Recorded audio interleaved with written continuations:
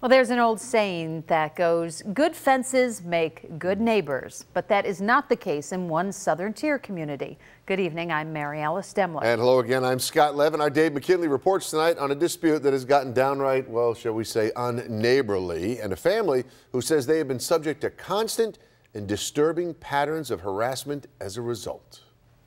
Jeff Martin's a Buffalo public school teacher who lives with his wife Michelle and their 3 young children on a semi-rural stretch of Hanover Road just outside Silver Creek. An idyllic place to dwell with their chickens and ducks next door to some neighbors they got along with until about a year ago. A couple of their dogs died, and they blamed our chickens for their dog's mouth cancer. It more than fouled their relationship. So they started putting up some signs, including Nazi symbols and others of a graphic nature with language we won't show on TV, all facing their yard and their kids. And that's just for starters. He would shoot his gun within 500 feet of our house, especially when the children were outside. He'd throw fireworks and launch bottle rockets. Then came the video cameras. And they were directly pointed at my daughter's bedroom window.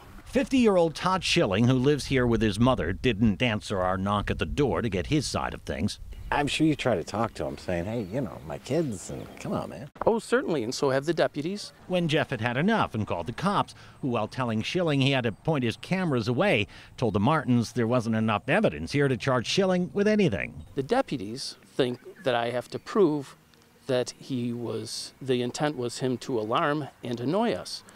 And I point to the deputies, you know, the signage, I think it's apparent that his attempt to annoy and alarm us is there. Chautauqua County Sheriff Joe Gerasi told me there's a fine line between someone using their private property to express free speech and harassing someone, and that he's reviewing the case. I was shocked. I didn't know that was happening in my town. Caitlin Fish, who also lives in Silver Creek, started a GoFundMe page to raise money so the Martins can build a privacy fence of their own to shield their yard and their kids. It's insane to me that in 2018 families are having to deal with that. I'm happy and elated, and it gives us emotional support, especially to my wife, to know that people are behind us on this, and we really appreciate those efforts.